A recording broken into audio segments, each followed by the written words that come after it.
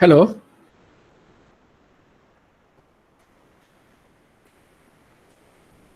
Yes, sir. So, shall we start? Okay, sir. Okay, okay. Am I audible? Is there any background noise from my side? No, sir. Okay, okay, fine. Yeah, No, sir. okay. Thank you. Okay. So,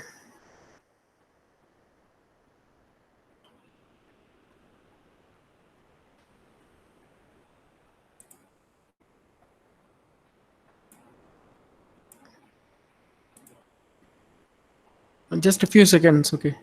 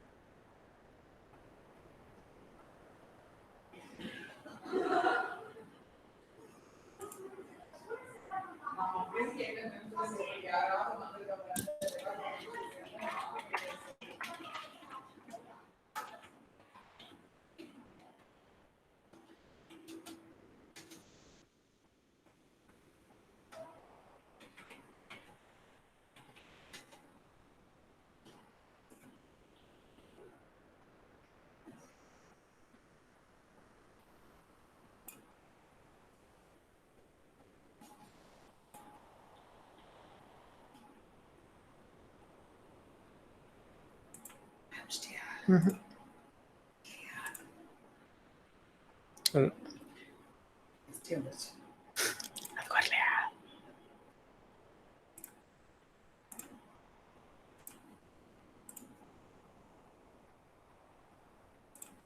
So, is my screen visible?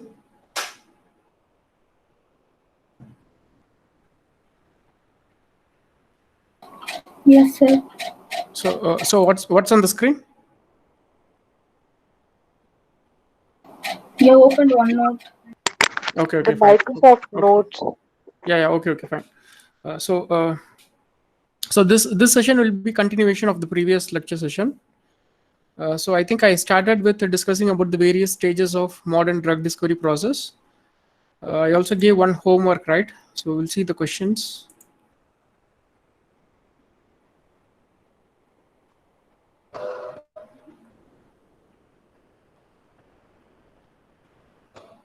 I think someone edited the original file.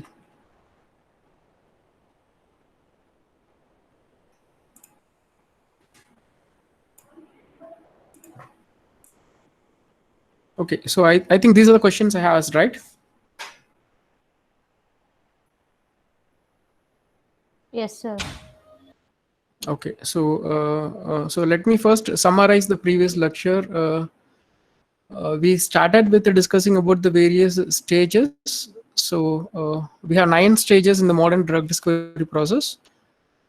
The first step is target identification. Better, I think I can share the slides for you. Yeah. Is the presentation visible? Yes, sir. Okay. So the first step of this modern drug discovery process is identification of target, and the second step is identification of hit molecule. So hit molecules are small drug-like molecules which shows some potency for the disease of our interest. So the third step is hit to lead conversion, and the fourth step is lead optimization, and the fifth step is IND enable. So IND enable is preclinical studies, and the sixth, seven, and eighth steps are clinical trial phase 1, phase 2, and phase 3. The last step is filing NDA for approval from FDA. So finally, we can market it as a drug molecule. So this is what we discussed in the last class, the various steps of modern drug discovery process. And in the last class, I also defined what is meant by target. So in simple words, we can say that targets are some macromolecules within the cells in some way participates in causing the disease, right? So we also discussed about the ways by which the disease can be caused and how to exactly find the target. So the disease can be caused because of some infectious agents or host imbalance. I think I gave a couple of examples in the last lecture. Example for infectious agent, disease caused because of infectious agents or like bacterial diseases, viral diseases. So these are basically these are the diseases basically happen because of infectious agent. So host imbalance, I gave example like cancer, or if you take diabetes, those are example for host imbalance, right? So the very first step of modern drug discovery process, as we discussed in the last class, is target identification and validation. So first we had to identify the correct target for the disease of our interest, right? So for understanding this in a much better way, I gave some homework for you. So if you remember, I gave you a link in which you can find top 10 deadliest diseases. So in that web page itself, they have given what is the cause or reason for the disease, how many people die because of that disease. So these are the set of questions I have given for you. Choose any 3 diseases of your interest. So list the important reasons for the cause of that disease. I think answer for these questions are already there in that website itself. So 3 interesting question for learning more about this area is, the first question is, find out the major drug target of those diseases. We cannot discuss everything, right? So I think except 10 students, almost everyone submitted the assignment. So we will take an example as diabetes, because diabetes is one of the disease which is given in that website, right? So can you people tell what are the major drug targets of diabetes?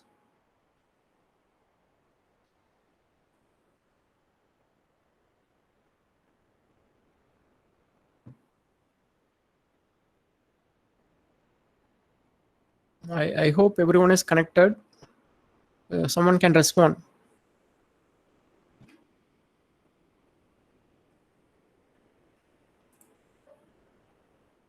Am I audible? Yes, sir. If you don't answer, I don't know how to take this. Okay, diabetes mellitus. Somebody see here. One girl is answered, right? So probably she can answer. Who is Amrita? Yes, sir. Yeah, I can direct the question to you. Okay, if nobody answer. So can you tell what are the major targets of diabetes mellitus? Insulin receptor Insulin receptor, and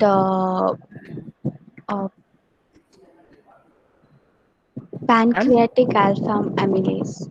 amylase, right? So can we say these are macromolecules which are participate in causing the disease? Yes, sir. Okay, fine. Thank you.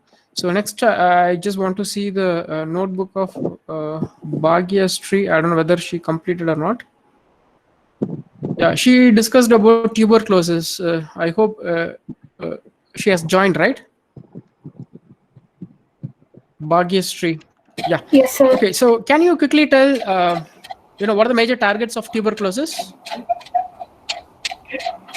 Sir, the major target which I found is like FA. I'll check my notes. FASI, ACP reductase. Sir. It was it was the first target they have found for the TB drugs. Okay. And they also and in another article I found two drugs which target bacteria, how the bacterial cell wall of Mycobacterium tuberculosis. So in this drugs will stop the bacterium from from forming the cell walls. Okay, good, madam. Okay. In continuation of that previous lecture, right? So, whatever you people submitted is, really good. It's very impressive. Even your answers are very impressive, right? So if you want to target infectious diseases, so as Bhagyashree said that those are the targets which are present in the bacteria. So we have to target the bacteria directly. So as the another girl Amrita said that she has taken diabetes as example as a disease of her interest, and that is because of host imbalance. And whatever targets she has mentioned is a part of the human system, because we are the host in case of the diabetes, right? So any clarification is needed up to this? Any doubt or any question in the previous session, I can address and take you for the next session.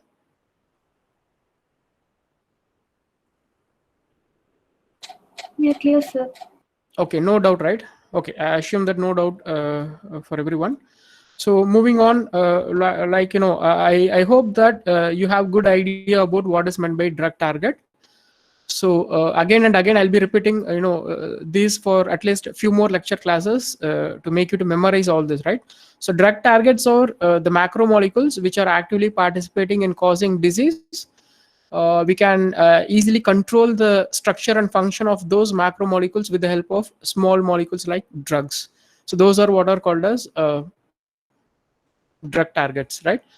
So coming to validation of drug targets, I don't have too much content, but I can brief what is meant by target validation, right?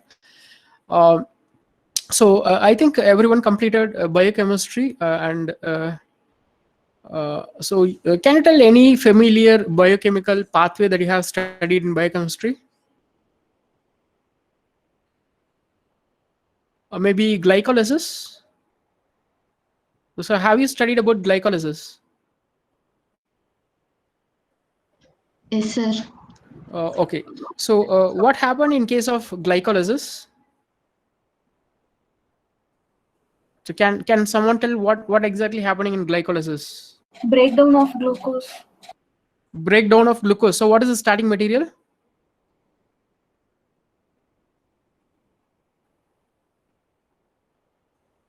What is the starting material of that cycle?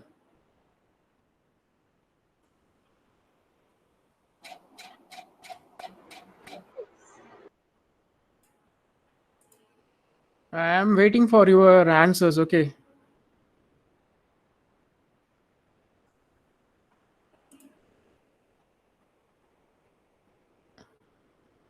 Glucose 6-phosphate. Glucose 6-phosphate, right? What is the end product? Final product? Hmm? Pyruvate, sir. Pyruvate. Okay. So okay. Yeah. 1 second. 1 second.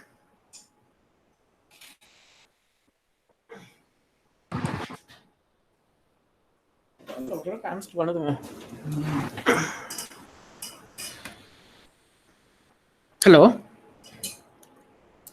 Am I audible? Yes, sir. Yeah. Okay. Yes, sir. What is on screen now? OneNote page. Are you able to see something I'm writing on screen? Yes, sir. Glycolysis. Glycolysis, right? Yes, So okay, sir, fine. glycolysis. So you said what is the starting material for glycolysis? Glucose. Glucose 6-phosphate. Glucose. Okay. 6-phosphate. Glucose 6-phosphate, right? Okay.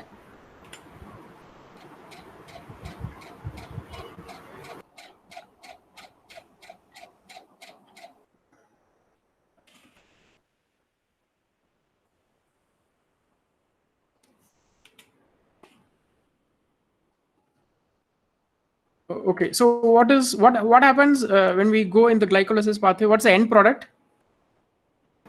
The end product is Pyruvate. pyruvate, right? Okay, fine. So can you name some important enzymes which are involved in this pathway? Or I think we can take it from the internet, right? So because it may take some time for you to answer. I'm just taking the example from internet. I'm just going to take the glycolysis pathway.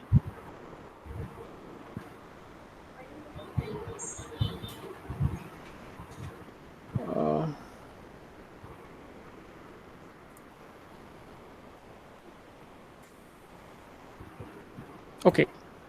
So I just copy this. For example, okay.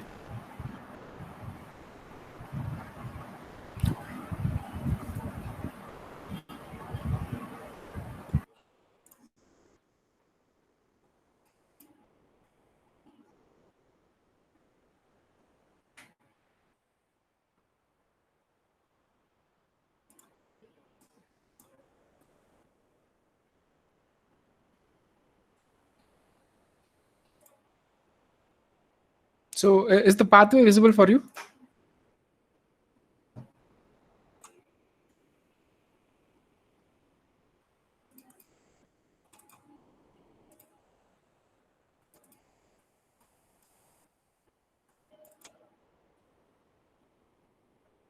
Is it visible? Yes, sir. Yes, sir. Okay, so it starts with glucose, right? So the final product is pyruvate. Okay, so I'm going to create some hypothetical situation. It's not real. Okay, say for example, you're working with some disease, and so you're working with some disease related to, say, diabetes, right? Just for example, and you have identified that the excess production of this pyruvate uh, you know is not good for diabetes, just for example, right? So not real time example. Okay, so what we have to do is that if you want to control that disease, what we have to do is we have to stop, or we have to decrease the production of this pyruvate. So how we can do that?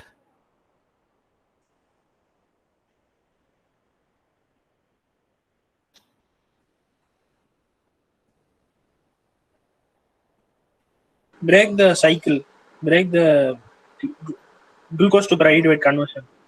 Okay, so glucose is converted into pyruvate, in many steps, not in one single step, right? So what he said, I don't know, what is the name? Satyanarayana.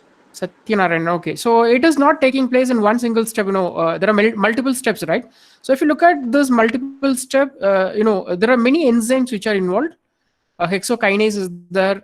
Okay, phosphoglucose isomerase, phosphofructokinase. Like that, we have many number of enzymes in this, right? So the main job of all this enzyme is, every step it takes the substrate molecule and convert that into product and move that product to the next step as a substrate molecule. Finally, you are getting pyruvate, right? So the last class we discussed about the difference between the small molecule and the macromolecule, if you remember, right? So we make this classification based on molecular weight. Okay, so based on the molecular weight, we can say whether the molecule is a small molecule or a macromolecule. So drug targets are basically macromolecules like proteins or enzymes. So there are so many enzymes which are involved in this, right? So if I want to stop the formation of pyruvate, do you agree that I can inhibit either this or this or this or this or this, this, this, this?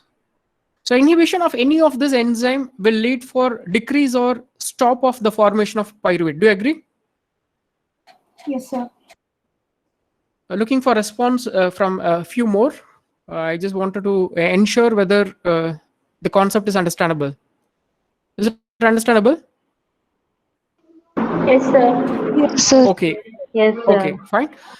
So can we say all these enzymes as molecular target for controlling this specific disease?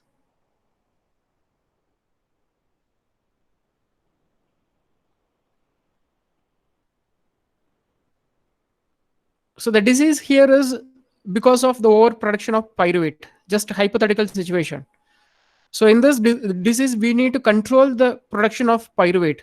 So can I call all these enzymes in this cycle as a molecular target? Yes, sir. Yes, right?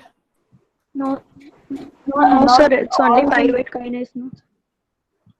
How do you say only pyruvate kinase? So okay, if I inhibit hexokinase, will pyruvate produced or not? No, sir. No. can I call that hexokinase as a target or not? Yes. Yes. Are you able to understand? So can I call this second enzyme phosphoglucose isomerase as a target or not? Yes, sir. Okay. So I hope that everyone understand, right? So we can say almost all those enzymes which are in the glycolysis pathway as a target if our intention is either reducing the production of pyruvate or completely stopping the formation of pyruvate. Okay. So those are what are known as the molecular targets, basically macromolecule. So in this example, they are enzymes, right? So I have to clarify certain things like those are called as a target. I'm going to introduce a very new term for you called as a druggable target. Okay, druggable, druggable, druggable target. Say for example, in this pathway, I am interested on hexokinase. Okay, I have chosen hexokinase as the target. Definitely, it is a target which is involved in the production of pyruvate. I can say it is a target. So the next question is, I had asked whether this hexokinase is a druggable target or not. Okay. So how to confirm whether it is a druggable target or not? So, I'm choosing this hexokinase. I'm trying to modify its structure or function. So in this case, what's the function of hexokinase? The function of hexokinase is conversion of glucose into glucose 6 phosphate, right? Okay, so what I do is that I am trying to inhibit this hexokinase with the help of some small molecules. Okay, already I told what are small molecules. The molecules which are having the molecular weight less than equal to 500 Dalton. Say I have set of small molecules, and what I do here is that I am checking, is there any of the small molecule which I have having the ability to inhibit the hexokinase. So how I can say whether the molecule is able to inhibit hexokinase or not? When I can claim that the molecule is acting as inhibitor for hexokinase.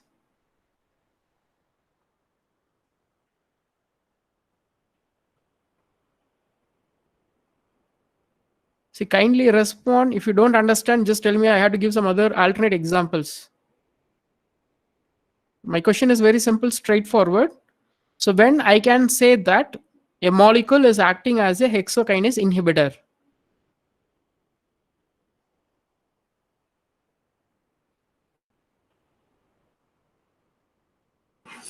So Vasavi, we'll see whether the inhibitor is binding to hexokinase or not, and whether the cycle is broken or not. So we will see whether the inhibitor is binding to hexokinase or not, whether the conversion of glucose to glucose 6 phosphate is stopped or not. Am I right? Yes, sir. Okay, in that way we can say, right? Say for example, I have set of molecules, but none of the molecule is able to stop or inhibit hexokinase. Okay, so hexokinase is a target, but unfortunately it is not druggable target. Are you able to understand? Yes, sir. So when I can say it as a druggable target, once if I am successfully able to inhibit the hexokinase, and once if I am successfully able to stop the conversion of glucose into glucose 6 phosphate, okay, so then then I can say that that target is a druggable target. So now you could be able to differentiate target and druggable target. So can someone tell what are targets? What are drug targets?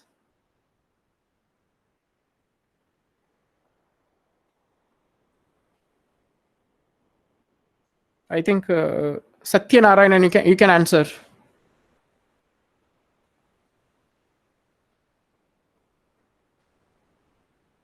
Sir,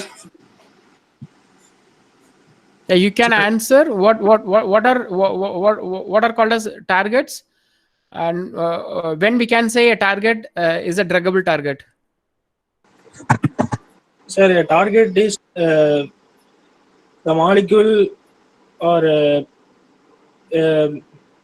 molecule or protein or a biological compound which we want to inhibit or activate that to stop Okay, a what are disease.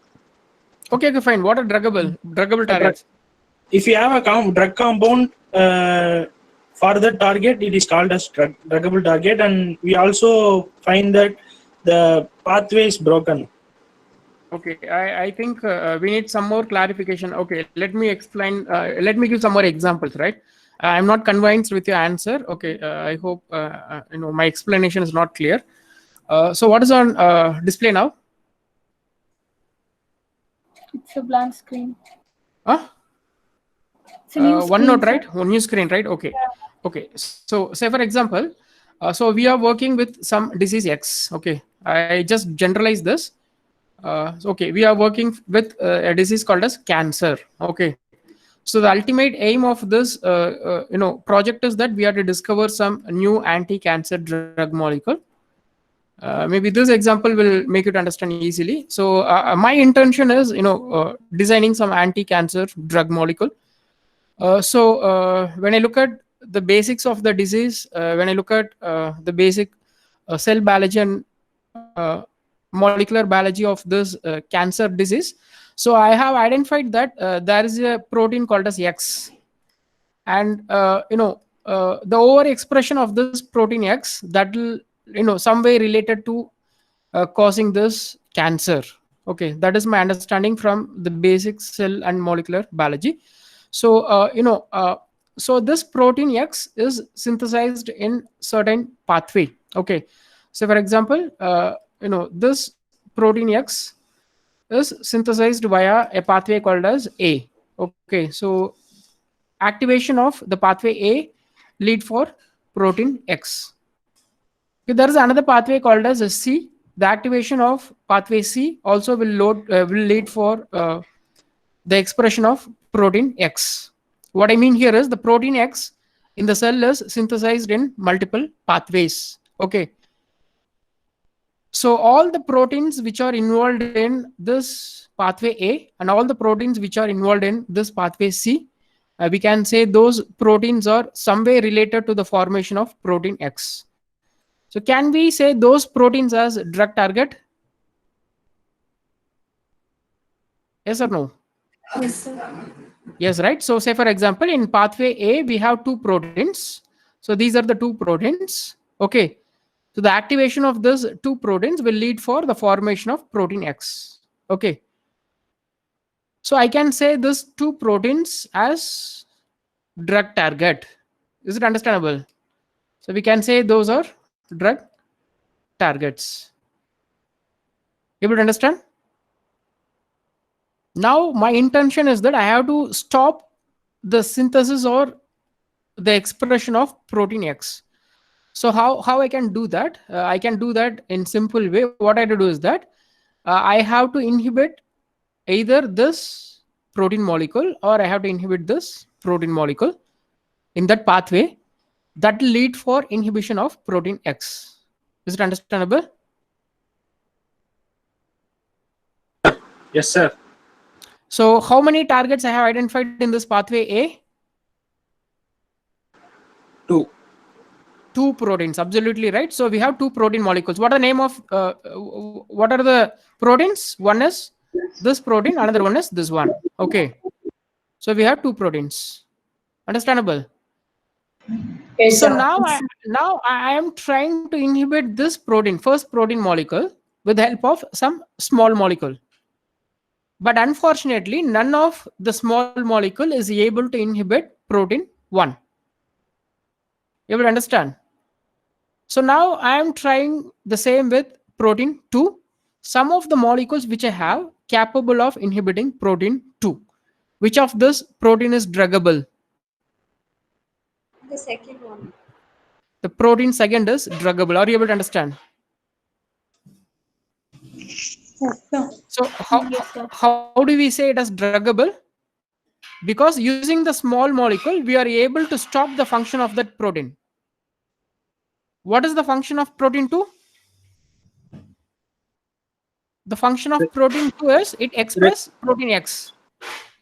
So if I inhibit protein 2, what happened? The protein X expression is stopped. But if I try the same thing with protein 1, I'm not able to succeed. So even though protein 1 and 2 are drug targets, only one protein 2 is druggable target. Hope I understand. So if you need any more clarification, I can talk about that. Otherwise, I'll go to the next topic. Is it understandable? Yes, sir. Yes, sir. Yes, right? Okay. So very first step of drug discovery process, as of our knowledge, is like we have to find the drug target. Okay. So if you think of the cell, okay. So let us say this is the cell. Okay. So we have different organelles in the cell. So each cell has many number of molecules. So it can be either a small molecule or protein. Say this is the nucleus, where we have one of the major molecule called as DNA. The genetic material is there. So we have mitochondria, we have other organelles. Along with that, cytoplasm, also within the nucleus, also within other organelles, we have many number of chemical compounds. Let's generalize this as chemical compound. And some of the chemical compounds are small molecules, and some of them are macromolecules. Normally, the drug targets are macromolecules, right? So we have to find out which molecule is actually participating in causing disease. So if you ask a question, is it simple to identify the target, and is it simple to validate the target? The answer will be no. So the reason for this is because you might study in your basic bioinformatics about the Human Genome Project, HGP. So the ultimate aim of Human Genome Project is identifying what are the various genes which are present, and having knowledge about the entire genome of the human cell, right? So somewhat we are succeeded in that Human Genome Project. So right now we know that what is the length of the human genome. Also we know how many number of genes human cell it has, right? So according to Human Genome Project, approximately we have 20,000 human genes. So genes, which means that they can encode for some protein molecules. Okay, so 20,000 human genes, right? So among this 20,000 human gene, first we have to identify that which genes are involved in the disease of our interest, right? So in that perspective, if you think that it is not that simple to identify the drug target, the first step itself, right? So that's why drug discovery is a very complex process, very time-consuming process, right? So it may take 13 to 16 years to complete one drug discovery project, right? So what I want to state here is that it is not easy to identify the target. Also, it is not that simple to validate the target. Okay, so they're very complex molecular biologist process, right? So target validation, I hope as of now you know what is meant by target identification. Identifying the macromolecules which are participating in causing some disease, right? So just now explain what is meant by druggable target. So here I have graphical illustration for druggable target, right? So druggable targets are the one whose structure and function can be modulated with the help of small molecule, right? So if we say this statement, then obviously the macromolecule should have some space for binding the incoming drug-like molecule. So if you take this protein as example, so here this is the protein structure, and here you have some cavity. So this vacuum area, right? So this space is called as cavity. So naturally the protein is having some cavity, so that can be used by the incoming ligand molecule. So this ligand can go and bind inside this binding pocket, this can go and bind, this can go and bind, right? So we can say that this protein is example for druggable target because it is having some space for binding the incoming ligand molecule. So using the small molecule, we can modulate the structure and function of this macromolecule. Hence we can stop certain processes which are taking place and related to disease. Is it understandable?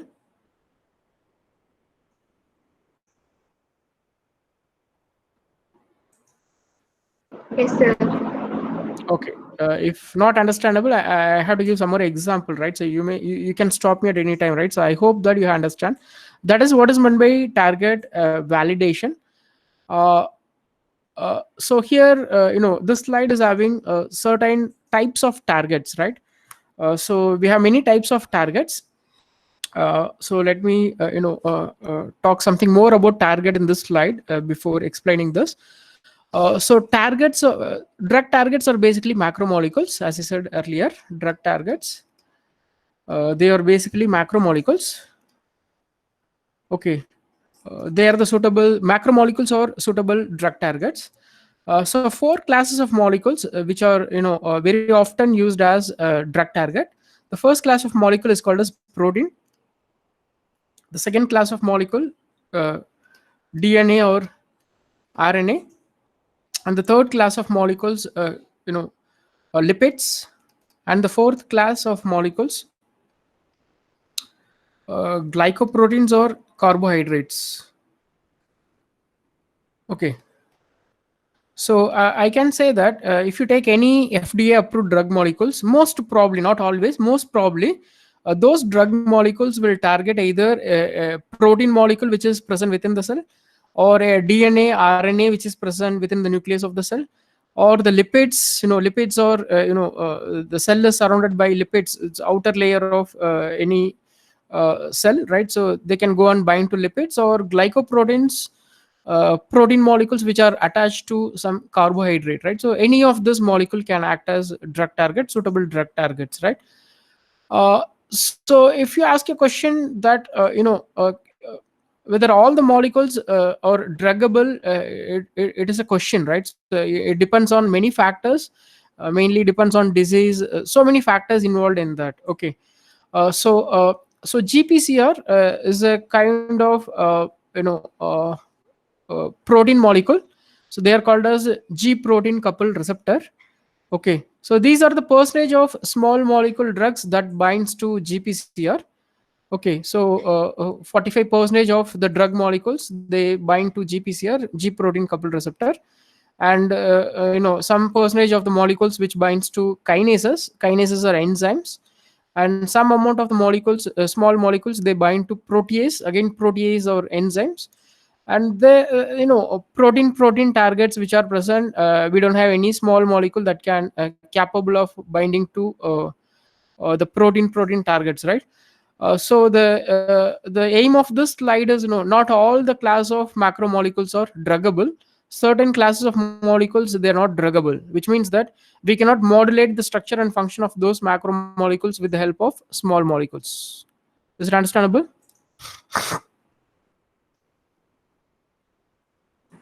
Yes, sir. Okay, fine. So moving to the next slide, what's the role of oral drugs? Okay, so I have to talk about the drug administration in this slide. Drug administration. The drug can be administered in many ways. So the most commonly used method for drug administration is oral administration. This is a mode of administrations. So we have intravenous administration, we have intramuscular administration, we have subcutaneous mode of administration, we have inhalation mode of administration, and many more, right? So we'll discuss those later session, right? Any pharma company, they will first try to develop the drug molecule in the form of oral formulation or oral drug molecules. The reason for this is because it is very easy for the patients can very easily take the drug molecule if the mode of administration is oral administration. If it's intravascular or intramuscular, these are injections, right? So we cannot inject ourselves. So we should go to hospital. We have to depend on the hospital people to get administer the drug molecule, right? So if you want to take a drug molecule 3 times a day, 3 times you cannot go to hospital, right? So the best method is making the drug molecule available as a oral drug molecule. So here certain properties given which are related to oral drug molecules. What are the goals of oral drug molecule? So if you design any oral drug molecule, the single dose of that oral drug molecule should be less than 100 mg. Okay, it should not go beyond 100 milligram. And the T-half for clearance in the blood should be greater than 3 hours. This is very important, okay? Because half-life of the drug molecule is very important, because once if you take the drug molecule, the drug molecule should be in the blood for some time. unless till it produces the biological expected biological response. And if your drug molecule half-life is very less, so without even producing the biological response, the molecule can be metabolized, right?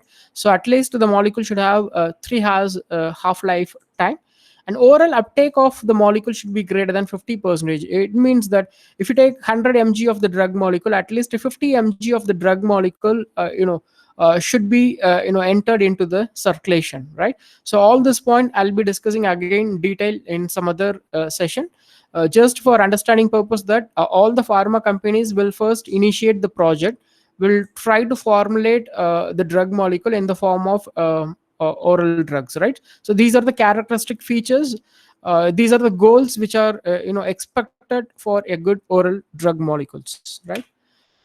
So this is this you might study in your medicinal chemistry, right? So if we talk about oral drug molecules, not all the small chemical compounds can act as an oral drug molecule, not suitable for oral drugs. So for a molecule to be an oral drug molecule, the molecule should have certain physiochemical properties. Lipinski, who gave a rule called as Lipinski's rule of 5. This scientist who gave a set of rules, and these rules are based on his own experience. There is no experimental evidence for this. That's why it is called as rule of thumb. So the first rule what he gave was like the molecular weight of the orally bioavailable drug molecule should be less than 500 Dalton. Okay, so it should not very large. We'll see that why it should not be greater than 500 Dalton. So the second rule what he gave was solubility. So a good molecule should have good solubility, right? So if we talk about solubility of the drug molecule, so there are 2 types of solubility the drug molecule should have. One is called as aqueous solubility, another one is called as lipid solubility, right? Or organic solubility. So any good drug molecule should have both aqueous solubility as well as lipid or organic solubility, right? So which means that the molecule should capable of dissolving in water environment, or as well it should be able to dissolve in some organic environment. So organic environment example is lipid. So the third rule what he gave was like the molecule, the oral drugs, basically those molecules should have those molecules should have less than 10 hydrogen bond acceptor. Okay, we will see what is hydrogen bond acceptor. So the final rule what he gave was like they should have fewer than 5 hydrogen bond donors, lesser than 5 hydrogen bond donor. So let's simplify this as less than or equal to 10 hydrogen bond acceptor and less than equal to 5 hydrogen bond donor. Okay, so this 4 rules collectively he called it as Lipinski's rule of 5. So he gave only 4 rules, but he called it as rule of 5. The reason is that all the rules has some values, numerical values, and those values are divisible by 5, and that is why he called it as Lipinski's rule of 5, right? So now I just wanted to put up some questions for discussion here, right? So why the molecular weight should be less than 500 Dalton? Why the C log P should be less than 5? So why the molecule should have less than 10 hydrogen bond acceptor and less than 5 hydrogen bond donor? So now it's open for discussion.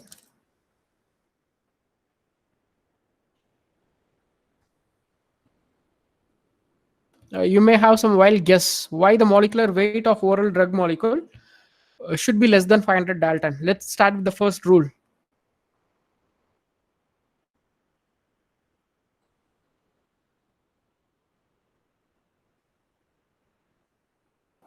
Sir, if the molecular weight is greater than 500 or greater than that, then it might be difficult for it to break down and be like have a good solubility in the blood. No, sir, it can't be carried out easily since the breaking down process of more than 500 Dalton molecular weight would be difficult.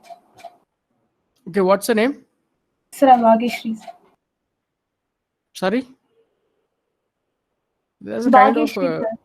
August. Okay, voice is breaking. Okay, fine. So any more answers? Yeah, good. Any other answers? every student may have different opinion on this first rule. Why the molecular weight should be less than 500 Dalton? Looking for some more answers. Sundaravali here, sir. Yeah. So if the molecular weight is greater than 500, the absorption rate may be slow. Okay. So it's less So the than 500. okay, fine. Anything else? Yeah, I do agree with that. Yeah, few more. I expect few more answers for the first point. Why the molecular weight should be less than 500 Dalton? We got two answers so far.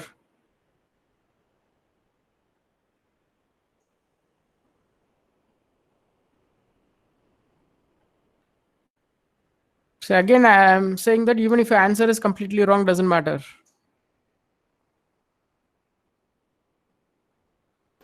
Sir, small molecules can easily penetrate through membranes. Okay, so all the three answers are absolutely right. Okay, so we can say the first rule, less than 500 Dalton.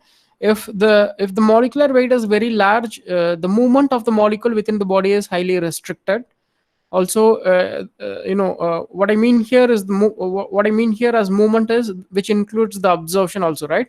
So if the molecular weight is smaller, the disposition of the molecule, within the body, it can be very easy. That's why the molecular weight should be less than 500 Dalton, specifically for oral drugs. Okay, so coming to the second point, good solubility. What is log p value? Why the log p value should be less than 5?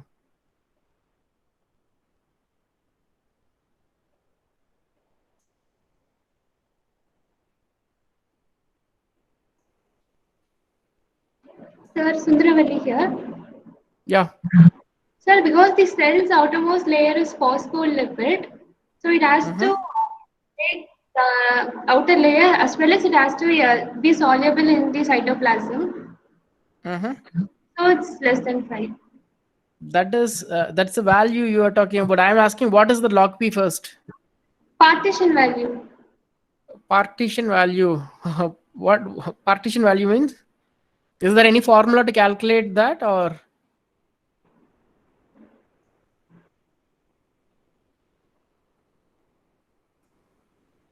Okay, so I can give some, I can add some point here. Log p is called as log of partition coefficient. The p here stands for partition coefficient. Okay, so p is the partition coefficient. So the formula for calculating partition coefficient is the concentration of the drug molecule that is present or dissolved in the organic layer over the concentration of the drug molecule that is present in the aqueous layer, right? So for this we have to calculate the partition coefficient. The simple way to calculate partition coefficient is I can give a very rough idea of this. So you take a funnel like this, very commonly used in chemistry laboratory, right? So there will be a stopper here. So you mix this, with two types of solvent. One is the water, which is aqueous solvent. Another one is organic solvent. So there are many organic solvents in chemistry labs, right? So hexane, there are many, right? So benzene, any of this organic solvent you can choose, right? So take the drug molecule and put the drug molecule inside this solvent. So we have two solvents, okay, organic and water. So now stop it, close this, and shake vigorously, right? What will happen? The molecule will get soluble in organic and water medium. So, but unfortunately, this organic medium and the water medium, they cannot, they will be, they cannot get, mixed up, right? So you'll get two layers. One is the organic layer or organic phase. Another one is the water or aqueous phase. So now you just carefully remove the aqueous phase of this. Okay. So and estimate what's the concentration of the drug molecule in the aqueous, and just remove, take the organic solvent carefully out. So some quantity of the drug molecules already dissolved, right? So you have to now estimate that what's the concentration of the drug molecule in this aqueous, and what's the concentration of the drug molecule in this organic phase, right? So that will give the value for p. Okay, that is partition coefficient, right? So the partition coefficient of the molecule should be less than 5. So if the value is greater than 5, the molecule will be completely soluble in lipids, or if the value is negative or closer to 0, the molecule will be highly soluble in water, right? So if we have any molecule around the value 1 to 5, we can say that the molecule is having the solubility on both aqueous as well as in lipids, right? That is the basic idea of log P. Now coming to the question that why this log P is important for oral drugs. I think already we got some answer, one answer. Any other answer?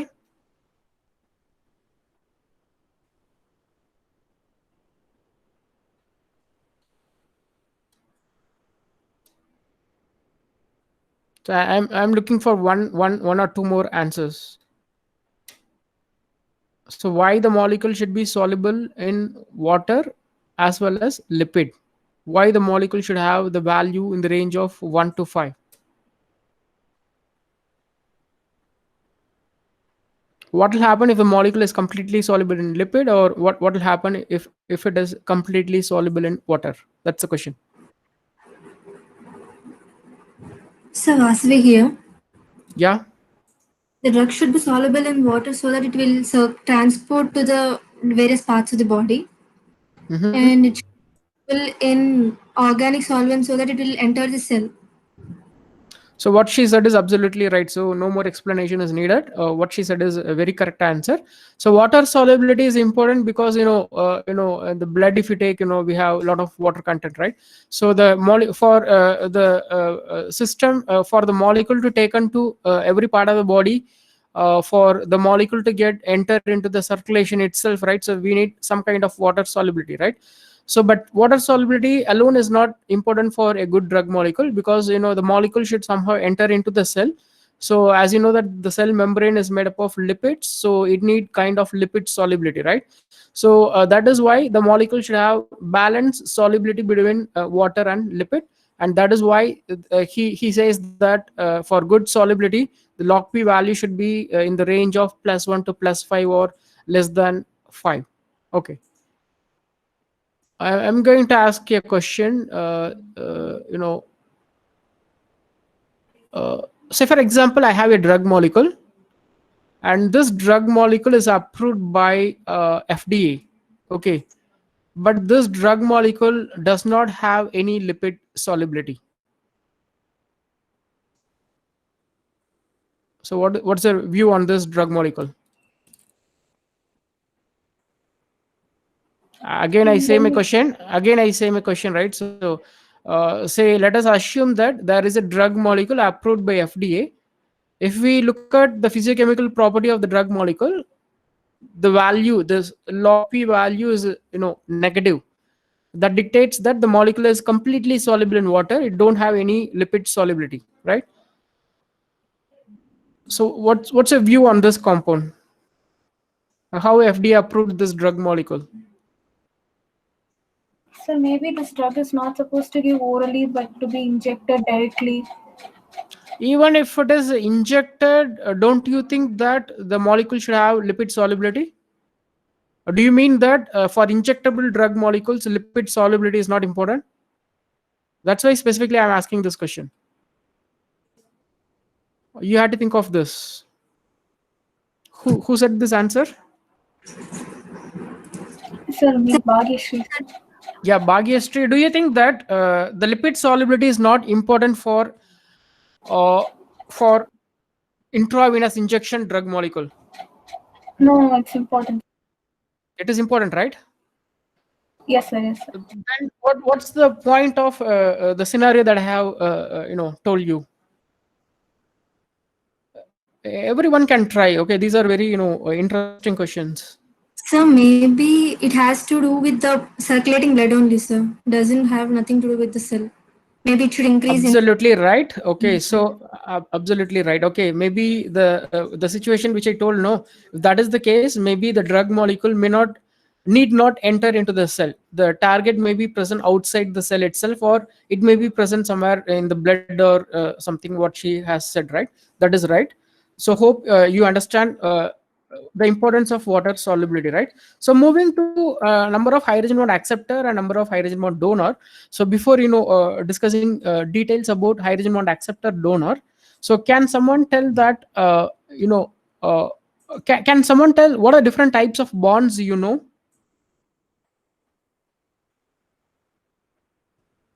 that you have studied in your 11th standard or 10th standard, different types of chemical bonds? Ionic bond, covalent bond. Ionic bond, covalent bond, Hydrogen bonds.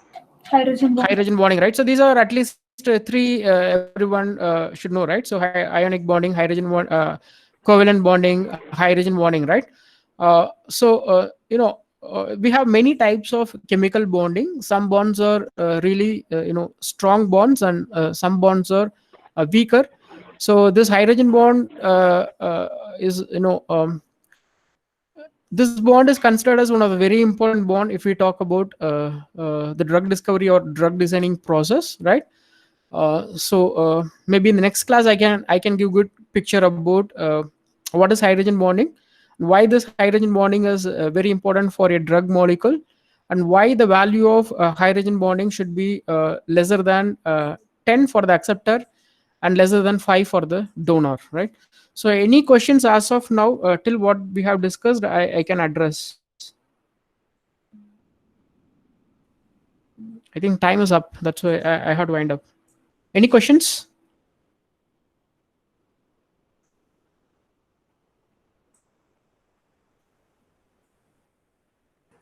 No, sir. Okay, so every day you'll be having some kind of homework, which is for 10 to 15 minutes, not more than that, right? So today also you'll be having 10 to 15 minutes homework. So before coming for the next session, I am expecting answer for those questions, right? The question will be from whatever we have discussed in today's lecture class. Okay, so with that, I'd like to wind up. Thank you.